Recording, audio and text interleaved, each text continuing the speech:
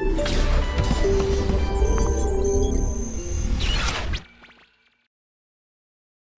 prospects for deploying blockchain to enable business systems came to the fore at the July breakfast meeting of the Nigeria-British Chamber of Commerce.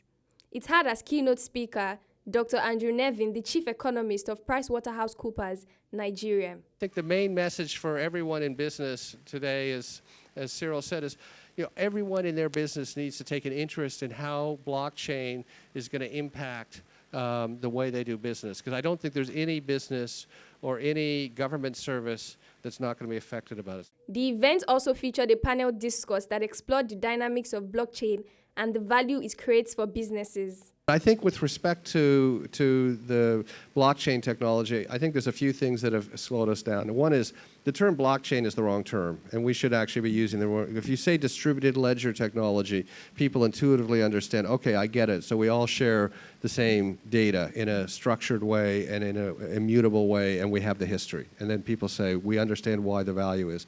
I think the second thing, of course, is it's just a historical accident that Bitcoin was the first use case of it. And Bitcoin is brilliant, but Bitcoin is not useful as a transactional currency.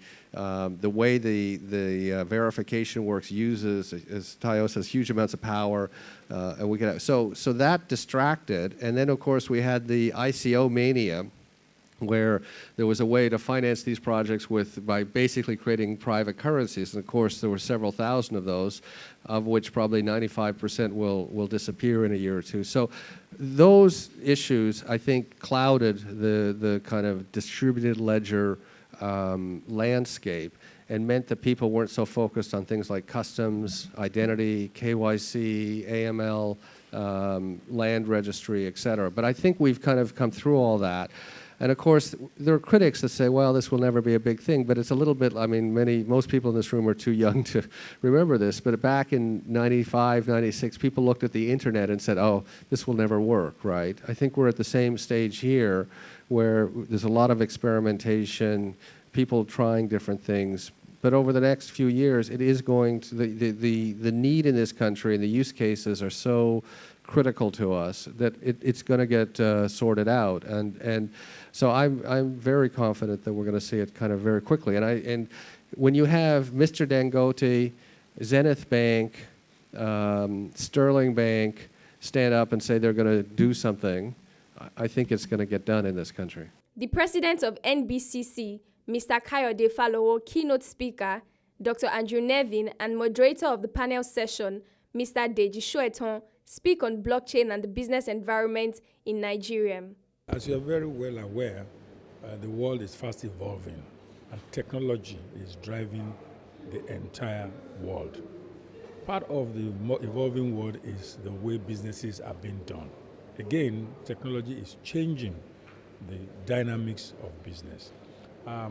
As a chamber that deals with trade and commerce, and whose membership is made up of corporate citizens of Nigeria and the UK, we thought that we needed to ensure that our members and the general public are fully aware of that evolution, which eventually will affect their businesses. One key element of technology that is fast catching up is distribution ledger, otherwise known as blockchain technology.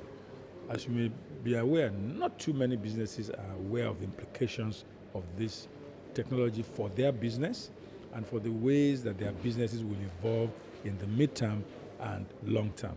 And we thought it was important for us as a chamber to invite the public to listen to people who are experts in that area of ICT.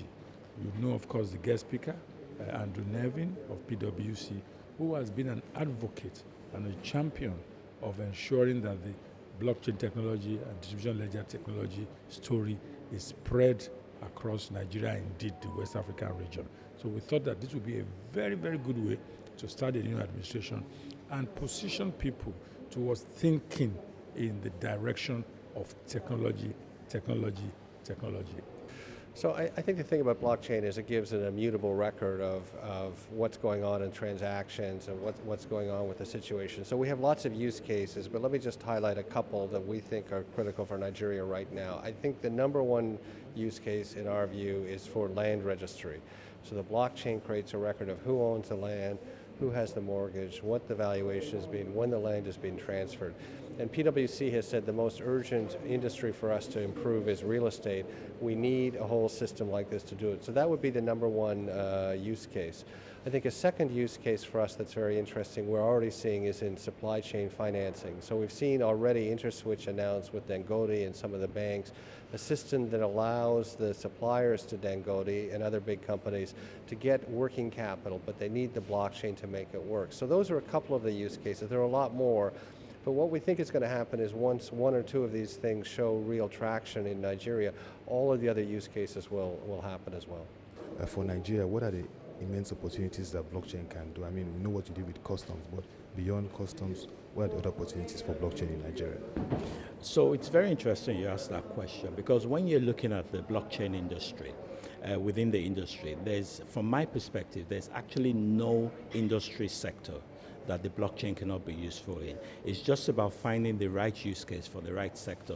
I know there's a lot of emphasis, a lot of focus on the fintech industry, but for us, we actually do most of our work, we're actually looking outside the fintech industry. A typical example is what we've done with the customs. We actually have a solution that we're looking at within the education space. We've done things within manufacturing where we're doing track and tracing on the blockchain.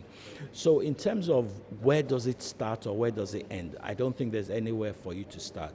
But I think it's about you identifying a challenge.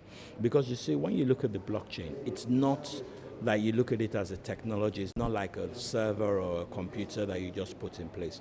What you have to look at is the first thing is you need to identify a challenge. And then once you've identified that challenge, you then look at how you can then build a solution around that challenge. And that is where the blockchain becomes useful. Because of the attributes of the blockchain, you can then apply it to these particular challenges. And these challenges exist in every industry sector. And that is the interesting thing when you look at the blockchain. In terms of Nigeria going forward, what would be advising businesses to do with blockchain? How would they reposition themselves to use blockchain to be of value? So one of the things I would say is we should stop trying to be a jack of all trades, a master of all. I think that what businesses should actually do is they should look at engaging SMEs as in subject matter experts within the space. So organizations like my organization, you engage us, we come into your organization, we have a workshop. The bottom line is nobody knows your organization better than you. You know the challenges that exist within your organization. But what we're able to do is we're able to take those business use cases and then use the technology to actually solve these solutions. And I think that's the best way for you to approach it. Yes, there's a possibility you may have a certain amount of in-house expertise, but there's nothing like you bringing in subject matter experts to actually help you build the solution that you need within your own industry. And then finally, the role of policy and regulation in ensuring that blockchain is effective. We've seen central bank, the SEC and others saying that they're going to understudy and take out regulations. What would you be advising regulators in this regard? So just like with you looking at the industries, the thing around regulation, and it's very interesting because you find out that today the central bank has actually set up a number of subcommittees that are actually looking into the blockchain technology.